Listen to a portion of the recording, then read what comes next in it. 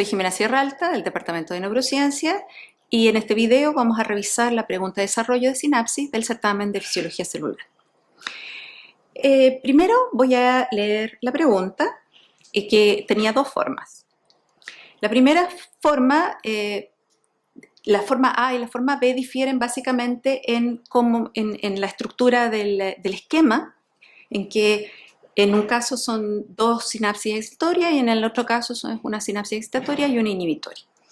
Entonces voy a leer la pregunta y dice, basado en la figura, representando una neurona con dos ramas dendríticas, una dendrita principal con un electrodo de registro de potencial de membrana, DM1, un cuerpo neuronal, que es el que se ve más oscuro, y que termina en un axón, donde se ve claramente la parte inicial del axón, donde se encuentra un electrodo de registro que está marcado como BM2. Y lo que nos piden es que primero esquematice en un gráfico de potencial de membrana versus tiempo la respuesta del electrodo de potencial BM1 y esa respuesta ante un estímulo de las neuronas glutamatérgicas B y A. Y A, que es dopaminérgica. La B se aclara que tiene posinápticamente receptores ionotrópicos a glutamato y la A tiene posinápticamente receptores metabotrópicos. Entonces, antes de contestar la pregunta, quiero hacer un poco una revisión acerca, que recuerden un poco algunos conceptos. Primero, que la diferencia entre receptores ionotrópicos y metabotrópicos. Entonces, recordemos que los receptores ionotrópicos son canales en sí mismos, digamos, o sea, según el neurotransmisor inmediatamente se abre un canal. En cambio, los receptores metabotrópicos tienen una cascada que termina en la apertura o el cierre de un canal. Entonces, más específicamente, en esta diapo se puede ver un receptor ionotrópico en el cual A es un canal que entonces va a dejar pasar iones, ya sea cationes si es excitatorio o aniones si es inhibitorio. En ambos casos siempre en los receptores ionotrópicos entonces hay una apertura de canales, un aumento en la permeabilidad. Por otro lado, en los receptores metabotrópicos, los receptores son proteínas que se van a acoplar una vez activados por el neurotransmisor con una proteína G y esta proteína G va a sufrir cambios que van eventualmente a activar enzimas que van a producir segundos mensajeros. Estos segundos mensajeros van a activar quinasas que van a modificar los canales principalmente de potasio. Entonces, los canales que se modifican, y eso es lo que se vio en clase, son principalmente de potasio. Y estos canales de potasio entonces pueden cerrarse o pueden abrirse, o sea, pueden aumentar su probabilidad de apertura o pueden disminuir su probabilidad de apertura. Si aumentan su probabilidad de apertura, va a pasar más potasio y al pasar más potasio se va a producir una hiperpolarización de la membrana. Por otro lado, al cerrarse o al disminuir su probabilidad de apertura va a disminuir la permeabilidad a potasio y eso va a generar una depolarización porque se va a alejar del potencial de equilibrio del potasio. Entonces, también recordemos que los cambios que generan, entonces, cualquier cambio en la permeabilidad va a generar un cambio en el potencial de membrana. Y estos cambios, ya sean por receptores ionotrópicos o metabotrópicos, se llaman potenciales postsinápticos. Y estos potenciales postsinápticos pueden ser excitatorios o inhibitorios. Entonces va a depender del neurotransmisor y de los receptores que se encuentren postsinápticamente. Además, recordemos que los potenciales postsinápticos son graduados. Todo esto yo lo tomé de la clase para que se acuerden, ¿no? Los potenciales postsinápticos son graduados y van a depender de la cantidad de neurotransmisor y por lo tanto y también de la cantidad de receptores que se activen. Y además, recordemos, y esto está en la clase también, los potenciales postsinápticos son pequeños. Ahí yo puse, hay un valor, 2 milivolt o menos, pero es en ese rango.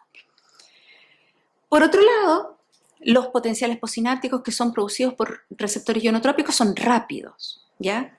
Rápidos comparados con los receptores metabotrópicos, con los potenciales postsinápticos que se producen por los receptores metabotrópicos, pero no son rápidos comparados con un potencial de acción. El potencial de acción es mucho más rápido, y eso también lo vimos en la clase. Entonces, los potenciales postsinápticos o producidos por receptores ionotrópicos son más rápidos que los receptores postsinápticos producidos por receptores metabotrópicos. Y ahí hay un rango entre 10 y 50 milisegundos los ionotrópicos, entre 40 y 200 milisegundos los metabotrópicos. Finalmente, quiero recordarles que los potenciales de acción se generan en el segmento inicial del axón. Por lo tanto, estos potenciales postsinápticos que se generan en las dendritas tienen que viajar de manera pasiva hacia la región del segmento inicial, y ahí, dada la alta concentración de canales de sodio, se puede llegar o no al umbral. Y una vez que si es que se llega al umbral, se genera un potencial de acción, y ese potencial de acción va a viajar a lo largo del axón, pero no, a lo largo del axón de manera activa, activando canales de sodio y potasio dependiente potencial, pero hacia el cuerpo neuronal y las dendritas viaja de manera pasiva, y por lo tanto va perdiendo su amplitud y su rapidez, digamos, no la rapidez, pero sí la amplitud muy rápidamente, porque recordemos que las membranas biológicas son muy malos conductores. Entonces, como está en la pregunta también, hay dos neuronas que están haciendo sinapsis sobre la misma neurona, pero esto es una simplificación porque en general en las neuronas centrales hay cientos de sinapsis, ¿no? Y solo se llega al umbral por la suma de estos pequeños potenciales postsinápticos. No hay como es muy difícil que una sinapsis activa genera un potencial de acción en la neurona postsináptica. Entonces, aquí hay un pequeño ejemplo de dos neuronas excitatorias y una inhibitoria que están haciendo sinapsis sobre una neurona más grande, y se muestra cómo se pueden sumar o incluso restar, porque una excitatoria más una inhibitoria estaría como restando los potenciales postsinápticos. Pero esto es para que recuerden que esto estaba en la clase y que era parte de los contenidos. Entonces, además, tenemos que diferenciar entre lo que es la suma espacial y la suma temporal. En el caso de la pregunta, eran sumas espaciales, no temporales. ¿Por qué? Porque estábamos hablando de dos sinapsis que ocurren en lugares diferentes de la dendrita. Son dos neuronas que están activas independientemente. Y estas dos neuronas, si simultáneamente estuvieran activas, generarían un potencial postsináptico más grande. Las sumas temporales solo ocurren cuando una misma neurona está activa con una alta frecuencia o con una frecuencia mayor que de 20 milisegundos, digamos, entre cada... o menor, mejor dicho, o sea que el espacio entre un potencial de acción y el siguiente es menor de 20 milisegundos, entonces ahí ocurre una suma de potenciales postsinápticos debido a la actividad de una única neurona. Y eso es una suma temporal. Pero en el caso de la pregunta estábamos hablando de sumas espaciales. Ok, entonces volvamos a la pregunta, en que nos piden esquematizar la respuesta de una neurona ionotrópica excitatoria, o sea, una neurona excitatoria que tiene receptores ionotrópicos y una neurona excitatoria que tiene receptores metabotrópicos. Entonces, ¿cómo se hace eso? Primero hay que hacer un gráfico de potencial de membrana versus tiempo, y primero el tiempo obviamente está en el eje de las X, y lo importante aquí es que ustedes hayan hecho un gráfico en el cual se identificara claramente los ejes, porque si no es imposible saber qué es lo que están graficando o qué es lo que están tratando de esquematizar.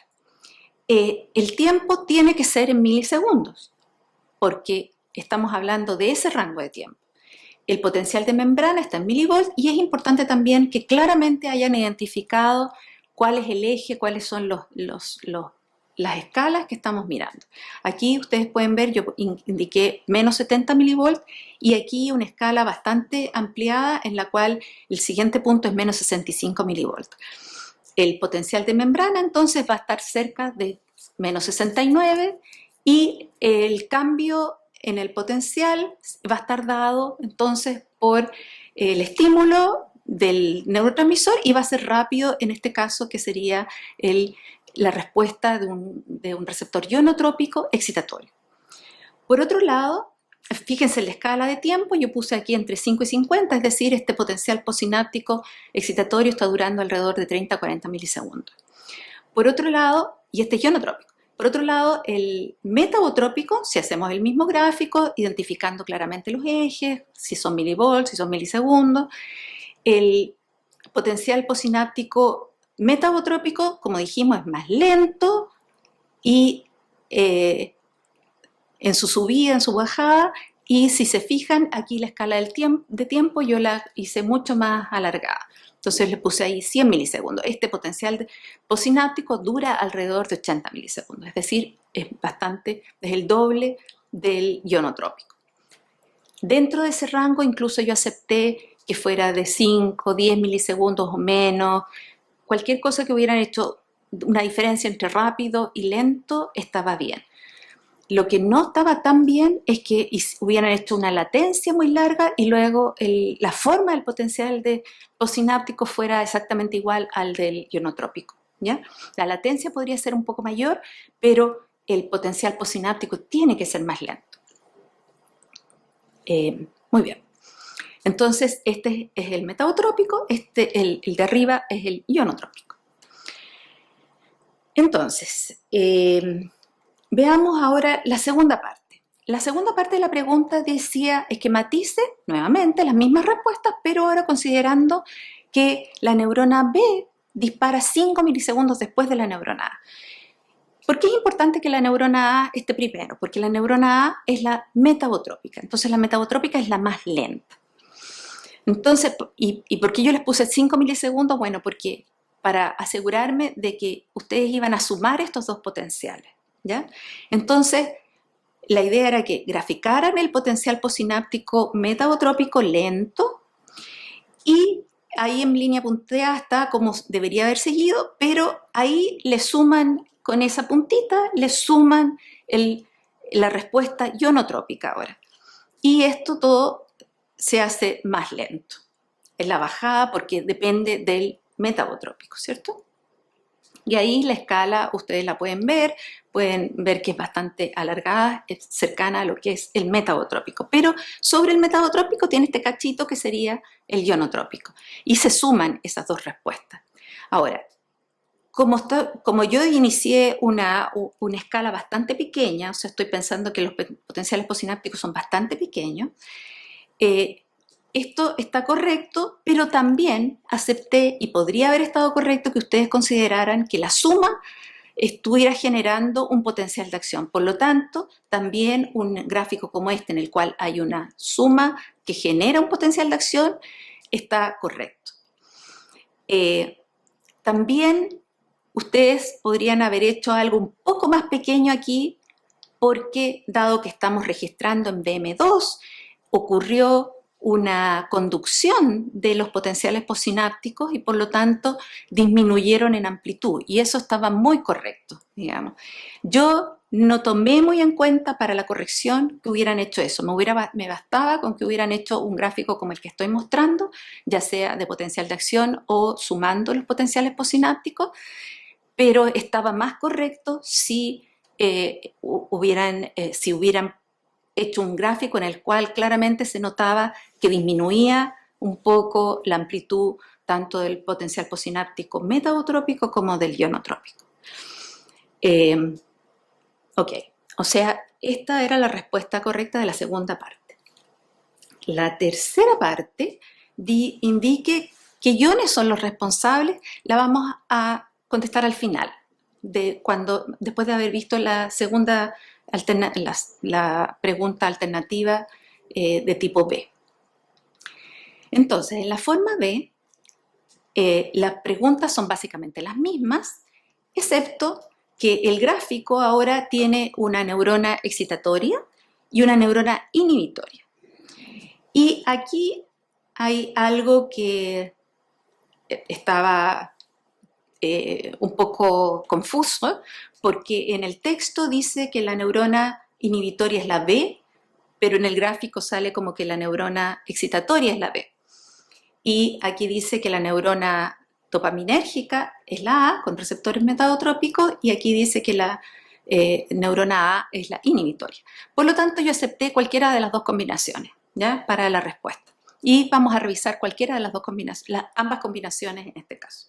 Entonces, para ver la primera opción, que sería que tenemos una neurona GABAérgica inhibitoria con receptores ionotrópicos, bueno, y una neurona A dopaminérgica con receptores metabotrópicos excitatorios.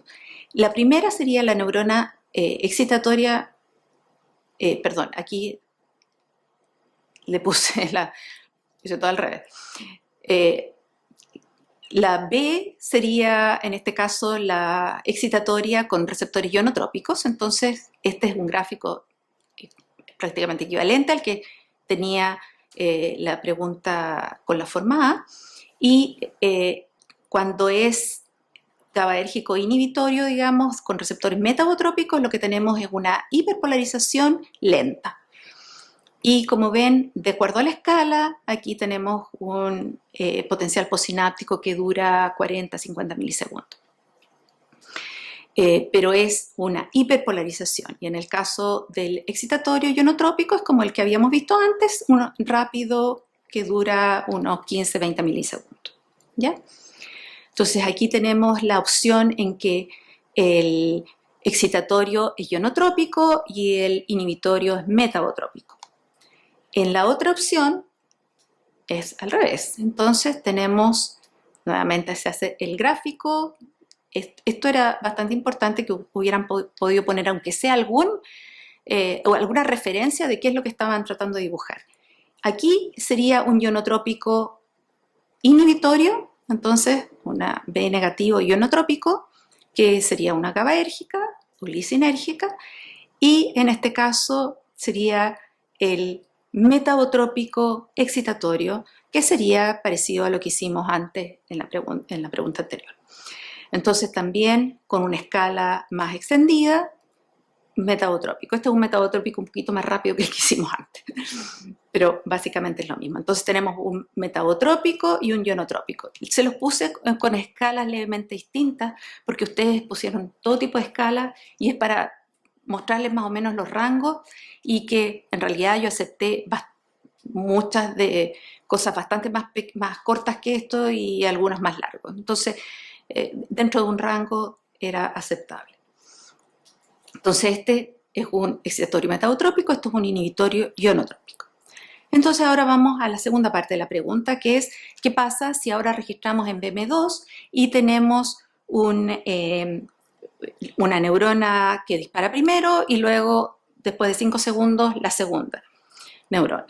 Entonces, nuevamente tenemos nuestro gráfico que tiene sus unidades y escalas, y este es el caso en que tuviéramos un ionotrópico rápido y luego un un ionotrópico inhibitorio lento en este caso, y luego el metabotrópico rápido, pero que lo único que da es este cachito, porque el metabotrópico lento va a generar esta cosa lenta que va a impedir que se produzca realmente una depolarización. Y por otro lado, el caso contrario, tenemos el metabotrópico primero, lento, y luego el ionotrópico rápido, inhibitorio, que va a generar esta como cachito hacia abajo, y este sería el metabotrópico en línea punteada, lo que debería considerarse, y este pequeñito debería ser el inhibitorio rápido. Pero como es rápido, no produce un efecto tan largo y eventualmente baja. Es decir, de todas maneras va a disminuir potencial de membrana máxima al que llega el excitatorio lento. Perdón. Ahí están, entonces este cachito sería el excitatorio rápido, este cachito sería el inhibitorio rápido y este sería el inhibitorio lento y el inhibitorio rápido, o sea, y el excitatorio lento. Entonces, básicamente aquí no había ninguna posibilidad de que se disparara un potencial de acción, dado que esta suma de potenciales postsinápticos, excitatorios e inhibitorios iba a impedir que se llegara a un umbral que permitiera el disparo de un potencial de acción. Como en el caso anterior que expliqué, estaría más correcto aún si hubieran hecho una amplitud un poco más pequeña, porque la conducción del potencial desde la dendrita al segmento inicial del axón genera una disminución de la amplitud del potencial porque hay una pérdida por conducción pasiva. Entonces, eso hubiera estado muy, muy correcto. Pero eso yo no lo tomé muy en cuenta, sino que más bien traté de sacar lo mejor de lo que hubieran hecho en la pregunta. Entonces, esta es la respuesta de la segunda parte. Entonces vamos a la última parte, que era indique cuáles son los iones responsables de la señal registrada tanto en la neurona A como en la neurona B. Y para eso solamente habría que recordar que si tenemos aquí lo tengo, si tenemos un receptor ionotrópico que es excitatorio, lo que vamos a tener es una entrada de sodio que que generalmente son cationes son canales catiónicos inespecíficos y por lo tanto sale potasio, entra sodio, pero lo importante es que el potencial electroquímico para el sodio es muchísimo más alto que el potencial o la gradiente electroquímica para el sodio es muchísimo más grande que la gradiente electroquímica para el potasio y por lo tanto lo que más pasa es que entra sodio y por lo tanto eso genera una depolarización. Entonces, si es un receptor ionotrópico excitatorio, es el sodio. También podrían haber puesto potasio, pero es de salida. Entonces, sodio que entra. Y si es un ionotrópico inhibitorio, como en el caso de la pregunta de la forma B, sería cloruro. Esa es la única respuesta, es cloruro. Porque es la única posibilidad de tener un inhibitorio rápido. Por otro lado, si es metabotrópico, si es excitatorio, lo que va a ocurrir es que hay un cierre de canales de potasio. Y si es inhibitorio, lo que va a ocurrir es que va a haber un aumento de la probabilidad de apertura, una mayor permeabilidad a potasio. Entonces, para los receptores metabotrópicos teníamos potasio en ambos casos, pero en un caso, si es excitatorio, va a ser aumento en la probabilidad de apertura de los canales de potasio. Si es inhibitorio, es aumento en la probabilidad de apertura de los canales de potasio. Si es excitatorio, es un cierre o una disminución de la probabilidad de apertura de los canales de potasio. Bueno, eso es todo. Con eso terminamos la revisión de la pregunta de desarrollo de sinapsis del certamen de fisiología celular. Gracias por su atención.